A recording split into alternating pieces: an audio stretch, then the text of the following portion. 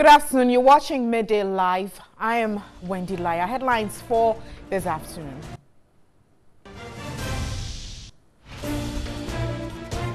Ghana ranked second in Africa in open defecation with a poor performance of 15% in sanitation coverage. Ghana Police Service piloting e-policing service within the Accra and Tema policing regions to help improve efficiency and daily monitoring. And on international fronts, the world's largest amphibious aircraft, China's AG600, has made a successful one-hour maiden flight. We have details of these stories and some others lined up shortly. So with our stories now, in human excreta gushing out from a broken sewer at the boys' dormitory of the Labone Senior High School in the Dade Kotopon municipality has not been attended to for weeks. School authorities claim they are not aware of the mess. The sewage system serving the Lomo Jones house of the boys' dormitory at the Labone Senior High School is reported to have broken down for about a month. Human excreta gushing out has not been attended to by the school authorities, thereby producing pungent smell in the area. Residents living nearby say efforts to get authorities to address the situation have not yielded any results. If I'm smelling this, what about the students? Because the parents will send their children to school expecting that they come back home healthy and strong. Just to come back to school to see all this mess is terrible. Although school had vacated at the time the news team visited the premises Saturday afternoon, we were told few students left at the dormitory still use the broken sewer because they have no alternative. Assistant head of the school said he was unaware of the situation. He said the senior house master has locked the gate to the dormitory, promising to have the situation addressed. And Ghana was ranked second in Africa in open defecation with a poor performance of 15% in sanitation coverage. But the Greater Accra Metropolitan Area Gama Sanitation and Water Project has successfully constructed over 2,000 household toilets. This, the coordinators of the project believe, will change the country's rating in open defecation by 2020. Ghana loses $79 million every year in addressing the issue of open defecation, while 3,600 children under 5 die annually from diarrhea, with over 5 million Ghanaians practicing open defecation. The $150 million World Bank-funded project seeks to increase access to improved sanitation and water supply with an emphasis on low-income communities.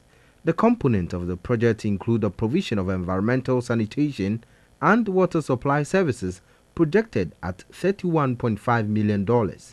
The project, which took effect August 2014, also seeks to strengthen the management of environmental sanitation. Speaking on the sidelines of a 3-day workshop organized by the Gama Sanitation and Water Project, a behavior change communication specialist on the Gama project, Kranchi Adamatete, maintained the project was on course and would change Ghana's ratings on open defecation by 2020. The ratings will change because we would have more household toilets, we would have more school toilets, and we will even have more water connection to low-income communities who hitherto do not have these services. We started from 0 toilets, now we have over 2,000 toilets. We started from 0 school toilets. We have now built over 260 school toilets. So the project is making a lot of progress. Households would no longer have to worry about the price, as the World Bank has agreed to bear 75% of the cost, while households pay only 25% of the cost. The negotiations went on with the bank through the Ministry of Sanitation and Water Resources, and the bank has decided to support beneficiaries even further. So you realize previously the toilet was 2,000 Ghana cedis, but it has now come down to 1,100 cedis. And even the 1,100 Ghana cedis, you don't have to pay all. When you make a commitment, pay 200 Ghana cedis, 300 Ghana cedis, these large-scale contractors will come in and build for you. The project, which was expected to end in 2018, has been extended to achieve all the deliverables. The Greater Accra Metropolitan Area, GAMA, is cautioning the public to desist from open defecation and get involved in the GAMA project and get a complete toilet facility at a subsidized price. We started the demand creation. That was when people were saying the project was not working. We intensified our demand creation. Now we have excess demand over supply. That is why the project has strategically brought in the large-scale contractors, those who can build at a faster rate. So these companies are going to clear all the backlogs, and they are going to ensure that when you pay your money, you can get your toilets within maybe a week or two. You have your complete toilet so that you can shit without stress. And still on open defecation, but away from the Greater Accra, and the Sekondi Takoradi Metropolitan Assembly is threatening to publish photographs of persons caught engaged in open defecation. The Metro Chief Executive, Anthony Keke Sam, laments, in spite of arrest and prosecution of culprits, the practice goes on unabated. The Metropolitan Chief Executive revealed this at the third ordinary meeting of the second session of the 7th Sekondi Takoradi Metropolitan Assembly meeting held in Sekondi. Addressing members of the Sekondi Takoradi Metropolitan Assembly at its third ordinary meeting, the Mayor, Anthony Keke Sam, bemoaned the fact that some people still defecate at the beaches when there are public toilet facilities within reach. The Metro Chief Executive further mentioned some successes chalked by the Assembly, which include revenue mobilization, with the Assembly mobilizing a total of 7.54 million Ghana cedis, representing 94.56% of the expected revenue for the year as at the end of November. The MCE mentioned that in furtherance of the One District, One Factory initiative, a district implementation team had been formed and inaugurated as directed by the Minister of Trade and Industry. He also indicated the Planting for Food and Jobs program had taken off in the metropolis and that currently about 300 farmers had registered, adding that registration was still ongoing.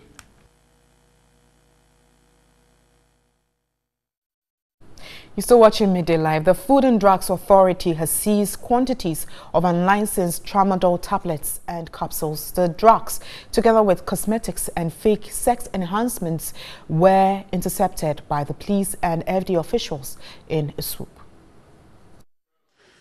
The laws prohibit the sale of medical drugs by unlicensed or unauthorized persons.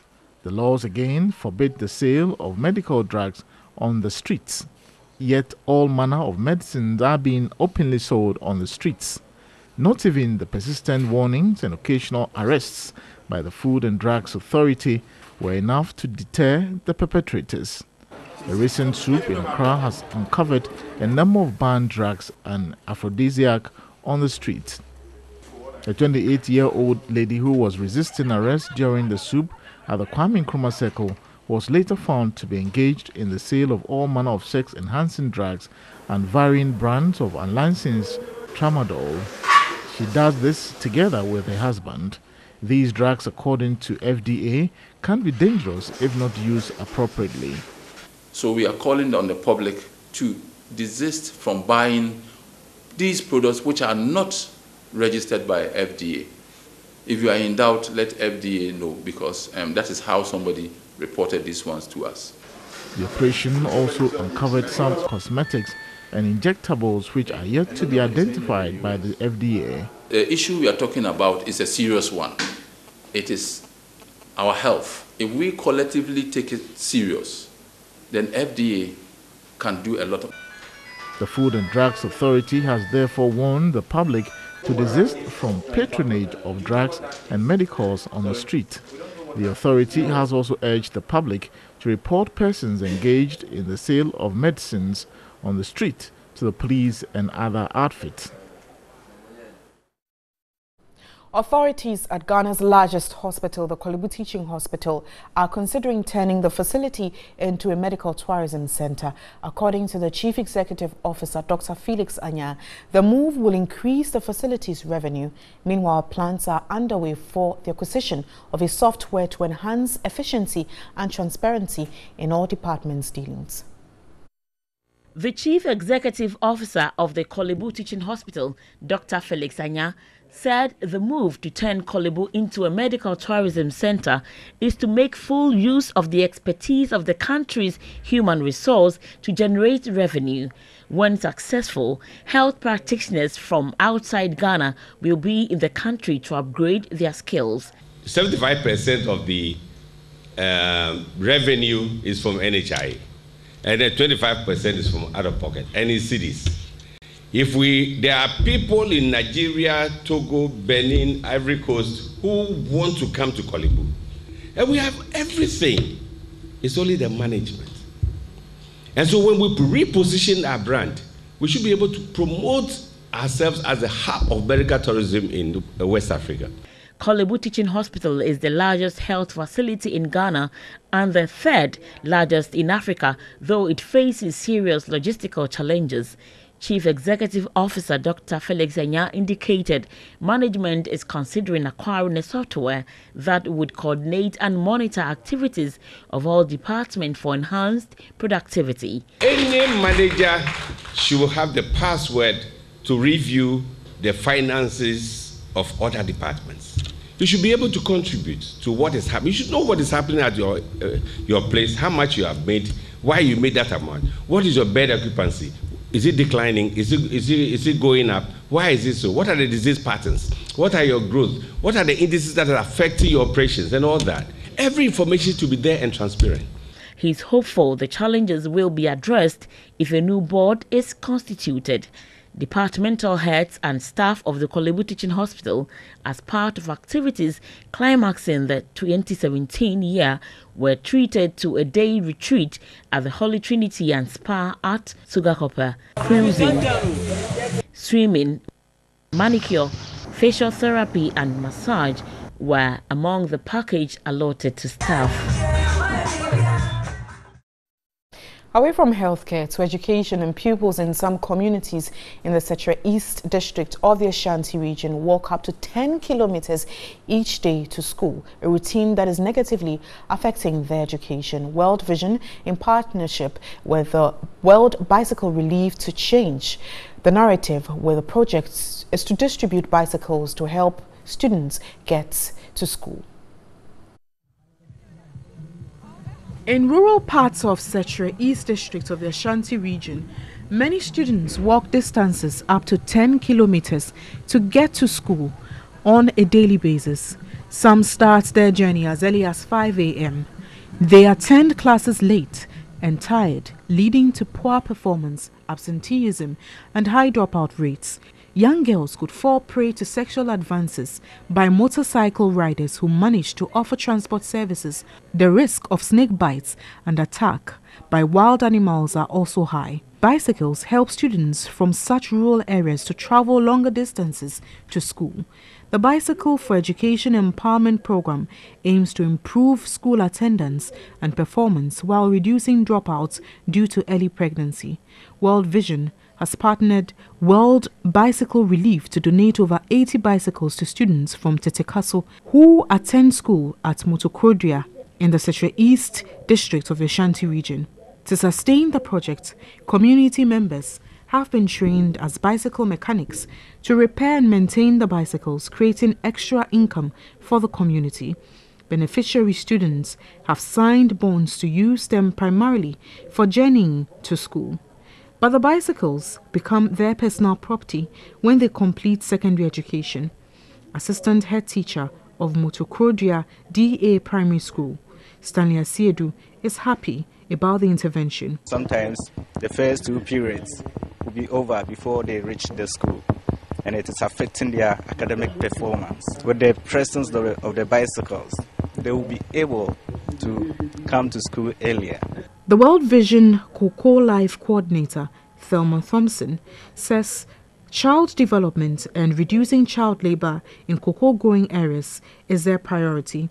If really we are talking about development of children, then education is key. And we also believe that in Ghana, as we have the F-Cube, then we should have logistics that will enhance education. Parents were cautioned against using the bicycles to carry foodstuff. And still staying in the Ashanti region, but away from education, the region has recorded 2,010 accidents since the beginning of the year, as against 1,901 cases recorded within the same period in 2016. According to the Police Motor Traffic and Transport Department, the accidents claimed 296 lives, whilst 1,982 victims sustained various degrees of injury. In 2016, 247 people were killed in road accidents in the Ashanti region, with 1,870 sustaining various degrees of injury. However, there has been a 5% rise over the figure this year. Figures from the police MTTD also indicate 574 people have been knocked down by vehicles this year, as compared to 511 recorded last year, 2016. Fatalities stand at 245 cases as against 200 in 2016.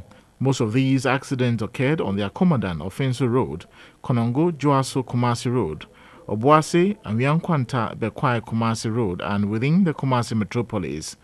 Ashanti Regional Commander of the Police MTTD, Superintendent Frank Abrakwa, says both private and commercial vehicles recorded higher percentage of accidents. He has appealed to stakeholders to join the effort in reducing accident-related deaths on the roads. This one tells us that we need to intensify our education. The final onus rests on these drivers to be careful whenever they are behind the steering wheel. The majority of them are human error. The drivers not heeding to road traffic regulations. To some more stories, and the first session of the 7th Parliament of the Fourth Republic has ended. Now the House risen for Christmas holidays to resume on 23rd of January next year. The Speaker of Parliament in his closing remarks asked members to come back reformed with their conducts sharpened. This meeting has been hectic, judging from the tall order of the business dealt with by this Honorable House. I congratulate you for assisting in the execution of the business, particularly those related to the budget and government business generally. This has been a very eventful session of the 7th Parliament, which recorded the longest sitting with 140 sittings compared to the 5th Parliament, which had 101 sittings, and the 6th Parliament, which recorded 106 sittings. This Parliament also recorded several events, including the appointment and vetting of ministers of state. Also, we witnessed the approval of budget statement as well as the President's first State of the Nations address. Sadly, however, honorable members, we have failed to impress our public with the nature of our attendance at plenary sittings during this period. Indeed, the lateness affected the business of the House, as the scheduled commencements of plenary sittings were delayed on a number of occasions. The two leaders from both minority and majority were grateful to their colleagues for their commitment even when they had extended sittings. They commended the press corps for the extensive and accurate coverage of proceedings during the session. The Speaker, unquestionably, members have worked extremely hard during this session, especially in the consideration and passage of the Development Authority bills, the Zongo Development Fund Bill and the Office of the Special Prosecutor Bill, which often sent us late into the night. Mr. Speaker, we remain dissatisfied with aspects of the bill, even as I've seen the final proof of it, and probably a better forum to address our concerns will not be this forum, but to seek a judicial review and interpretation of some aspects of that law within the context of Article 88(3) and 4 of the Constitution relative to Clause 4 of the bill as was approved by Parliament. The Speaker, in his closing address, revealed the government had secured funding for work on the physical infrastructure improvement of Parliament, which will commence in January 2018.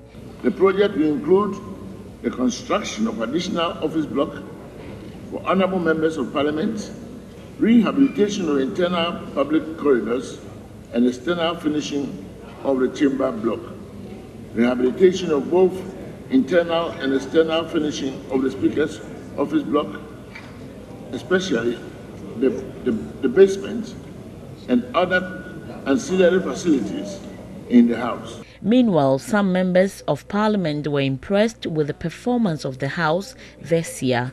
Others expressed gratitude to their colleagues for their support and wished their constituents well this Yuletide. All in all, it has been good, and we can only hope for a very fruitful deliberation in the next Parliament, which resumes on the 23rd of January 2018. Catherine Frimpoma, TV3 News, Accra.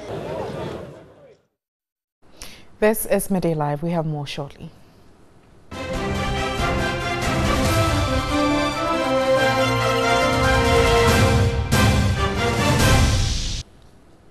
Thanks for staying.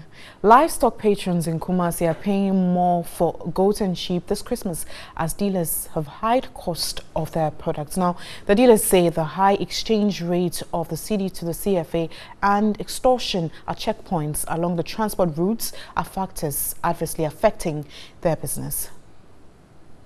Sheep, goat and cattle are often in high demand during festive seasons like Christmas.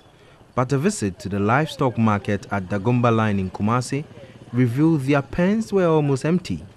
With few animals around, the cost of livestock keeps rising. Prices of livestock, which used to range from 100 cedis to 4,000 cedis, are now pegged around 170 cedis to 8,000 cedis.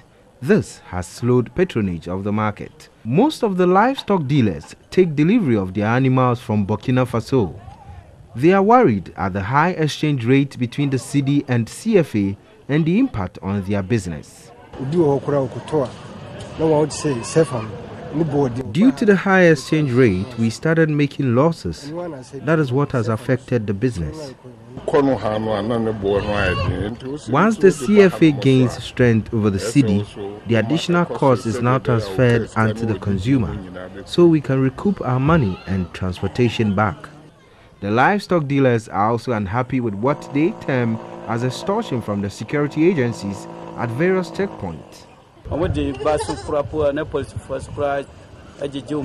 Extortions by the police is also not helping the situation. In 2016, the whole place was filled with livestock, but now business is slow. With the cost of livestock shooting up, patronage of chicken as substitute is expected to increase this festive season. Taxpayers who have defaulted in payments can now file and make outstanding payments without any penalties. This has been made possible following the passage of the Tax Amnesty Bill in 2017. The initiative, which is government's way of broadening the tax base and also improve compliance, starts from January 31 to August 31, 2018. According to the Ministry of Finance, a significant number of taxpayers fail to file their returns, with the average filing rate falling below 50%. The sanctions and penalties are quite stringent that deters taxpayers from coming forward voluntarily to file and make outstanding payments. Government is therefore introducing this amnesty to exempt taxpayers who register and file returns within the targeted period from paying penalties and interest for late submission. The bill also seeks to forgive taxpayers who have not registered with the Ghana Revenue Authority and registers during the amnesty period. Laying the bill in Parliament, the Deputy Finance Minister Kwaku Agyeman-Kwarteng said the measure is to help broaden the tax base and improve compliance. After this exercise, the GRA, working with government, will embark on such strong efforts to ensure that we mobilize all the taxes we can mobilize. And there are tax payers out there who have defaulted. They should take advantage of this tax amnesty and redeem themselves. Otherwise, after the period, they will have themselves to blame. Some members on the minority side, however, did not agree. To the minority leader Haruna Idrisu, a tax policy advisory committee like the Davis Committee of South Africa is what we need. Mr. Speaker, further to it may be, we should begin the introduction of tax education as he suggested in our basic and second cycle institutions in order that we learn the civic responsibility of paying tax. Meanwhile, Parliament has passed the appropriation bill for an amount of 67,279,955,085 cedis to be issued from the Consolidated Fund and other funds during the financial year ending 31st December 2018 for the purpose of meeting government expenditure. The bill, in pursuant to Article 1792A of the 1992 Constitution, seeks parliamentary authority to enable government meet its spending. Ranking member of the Finance Committee, Kesel Latoforsin, urged the Minister of Finance to ensure a timely release of funds to the MMDAs to ensure the effective discharge of their duties. The Minority Chief Whip, Muntaka Mubarak, wanted the Minister for Special Development to correct the said mistake of 800,000 cedis estimate for a website before the ministry's budget would be appropriated. And act to provide for the withdrawal.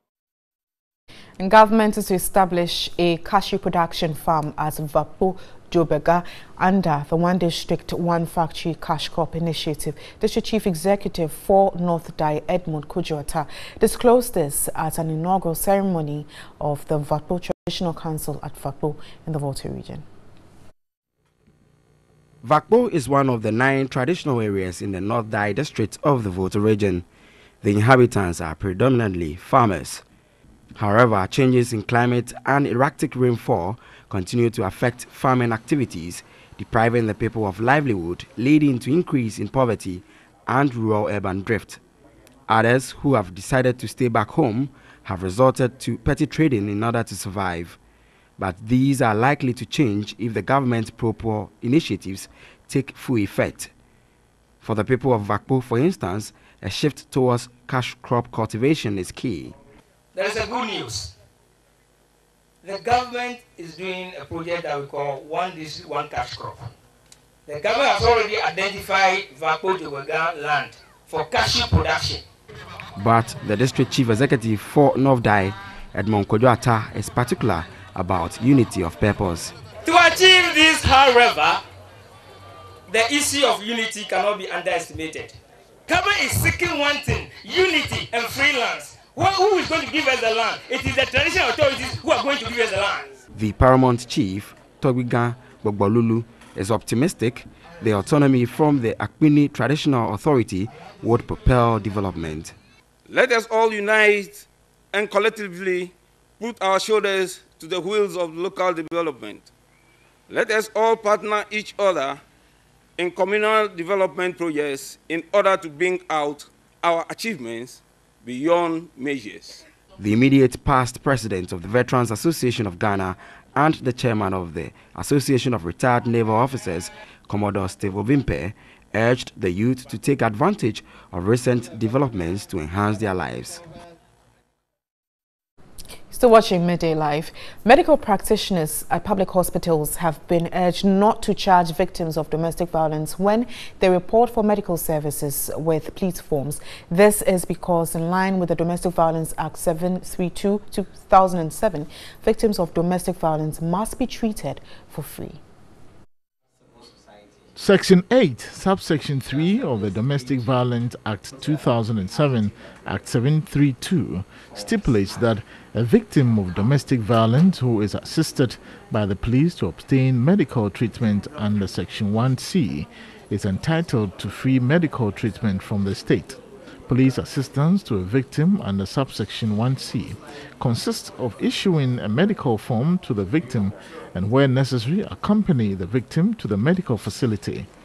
Even in emergency or life-threatening situations, the law again stipulates that a victim of domestic violence may receive free medical treatment pending the complaint to the police and the issuance of report.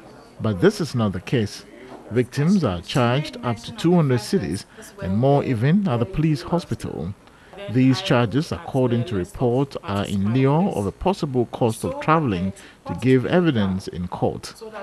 But stakeholders meeting to validate sexual and gender-based violence protocol and codified handbook in Accra disagreed with the prevailing situation. Collecting money from victims or victims paying money because they are given medical treatment has been addressed by domestic violence law. The state will have to pay for whatever cost there is. So it is not for the victim to pay any money to any doctor. So if a doctor says that no, it is stated on the medical forms that they have to pay money, the law says that no. So what the law says is what the medical doctors, in my view, should work with, that victims of domestic violence are entitled to free medical care. The meeting was organized by the Police Domestic Violence and Victim Support Unit, DOVSU, with support from the UNFPA. It is not the victim who is supposed to pay. It is the police officer who is supposed to pay. But here we are, we all know the bottlenecks when it comes to taking a victim to the hospital and going through the process. I think we have to reconsider this particular aspect. The protocol and codified handbook will, among others, enhance the knowledge of officers who handle sexual and gender-based violence cases on the laws, code of conduct, and pre-investigation procedures. It is also to guide crime scene management and exhibits, building a case docket and court processes. The Accra District and Magistrate Courts have issued a joint warrant for the immediate arrest of 3 persons for defrauding by false pretenses. The 3 together defrauded their victim to the tune of 60,000 cedis in connection with visa application and the sale of vehicle. 37-year-old accused Jordan Pedro in November last year took 24,000 cedis from the victim under the pretext of securing her with a Belgium visa for her daughter. Jordan Pedro made the complainant aware that he could produce the visa in 1 month. However, Pedro went into hiding as soon as he took the money. Jordan Pedro is dark in complexion and stands 5 feet 6 inches tall. 33-year-old Kobina Kese, on his part, took 38,000 cedis from his victim in September 2016 under the pretext of securing a USA visa and an air ticket for him. The accused, Kobina, again took the complainant's passport with a promise that the visa will be delivered within a month. But like Pedro, Kobina Kese, who is 5 feet 10 inches tall and dark in complexion, also went into hiding. Gabriel Odro Yabua, aka Gabi Pizarro, 35, collected 8,000 cedis from its complainant in lieu for a Toyota Hayes vehicle, but failed to deliver the vehicle. Pizarro Gabi is also dark in complexion and stands at 5 feet 6 inches tall. Anyone with information on any of these men should contact the Accra Central Police Station or call the police emergency number 191 or Crime Fighters toll-free number 18555 to assist. In other news, all Forestry Commission staff will from next year undergo progressive military training. Deputy Chief Executive John Alote disclosed this at the end of a 3-week intensive training for forest guards at the military training camp at Isuchari in the Eastern Region.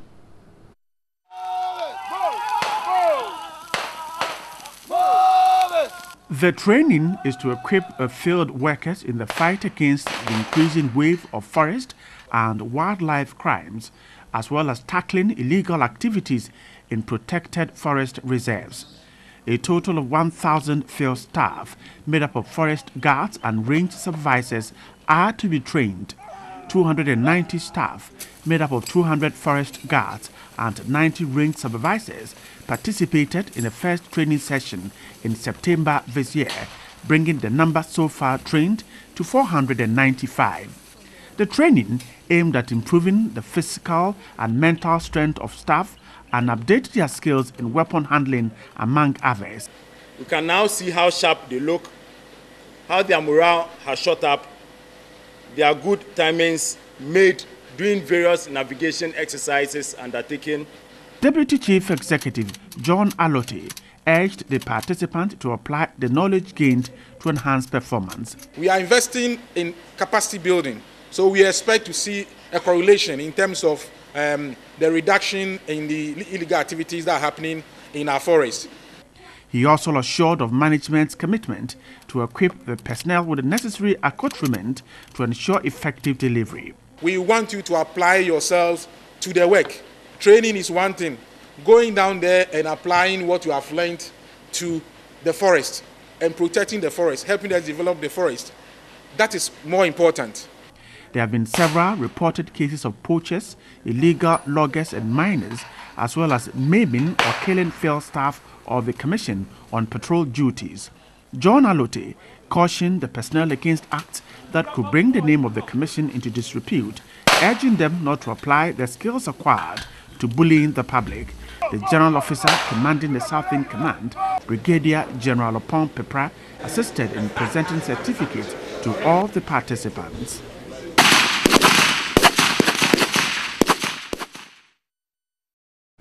You're still watching Media Live. Next, we have sports with Nana Kujafre.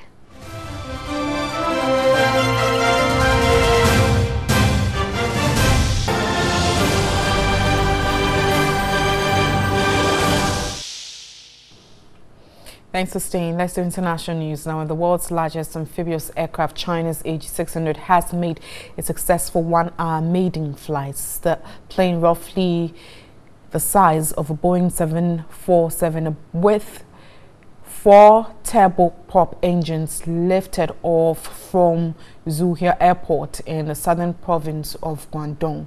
The plane can carry 50 people and can stay airborne for 12 hours. It has firefighting and marine rescue duties, but also military applications which could be put to use in the disputed South China Sea region.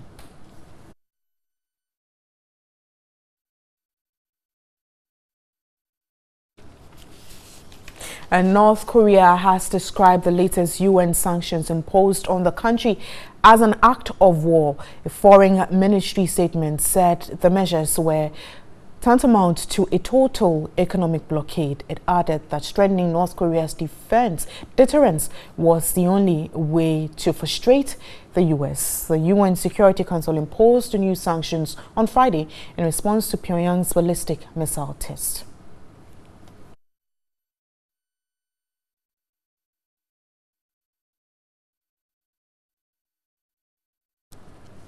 And away from that, let's move to Africa. And the government of Congo's Republic has agreed to a ceasefire with rebels in the southeastern region of Pole, halting a 15-year conflict that rights groups say has cost dozens of lives and forced tens of thousands to flee. Political violence spiked by Central African oil producer after the contested presidential election in April 2016 was won by President Denis Sassou Nguesso, who has ruled for 33 of the last 38 years. A militia led by Frederick Binsamo, better known as Pastor Ntumi, which fought Sassou Nguesso during and after the 1997 civil war, has been blamed by the government for deadly raids on police, military and government bases, and also halted trade through the Pole region with blockades.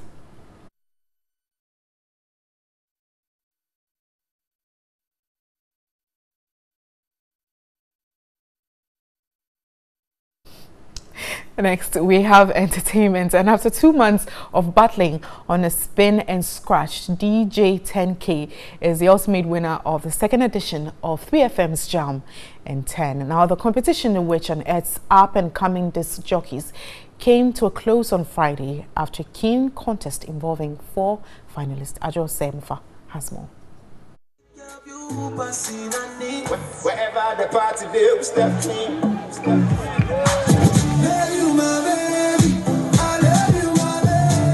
DJ 10K, against all odds, proved why he deserved the bragging right and all other benefits that come with it. The Accra-based upcoming DJ won both audience and judges over with his creativity on the turntable and the ability to get the crowd jamming along.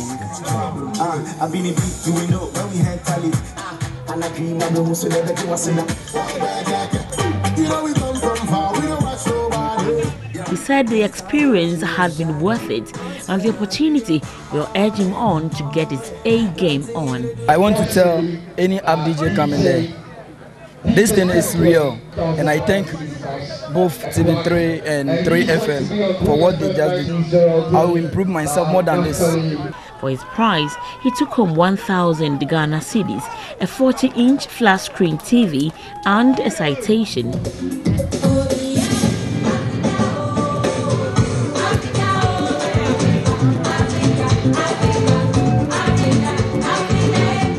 First runner-up, DJ Money, who took home 500 Ghana cedis, a 32-inch flat-screen TV, and a citation, said though he had worked tirelessly for the ultimate, the judgment had been fair. With what I did from day one, I think I deserve it, but it's a competition.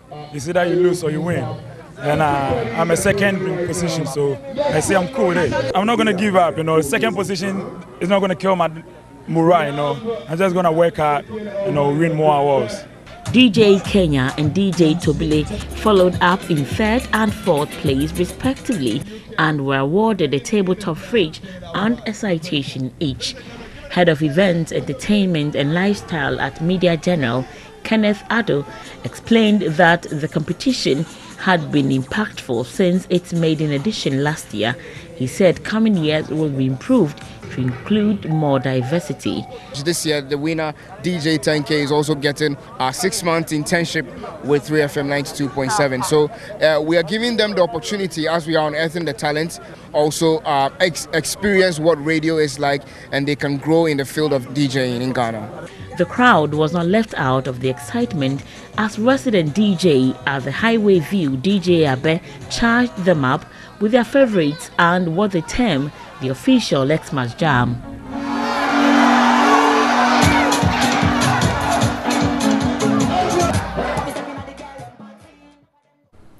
All right, thank you so much for watching. I am Wendy Lai. Do have a lovely afternoon and a Merry Christmas to you. Enjoy the rest of our programs.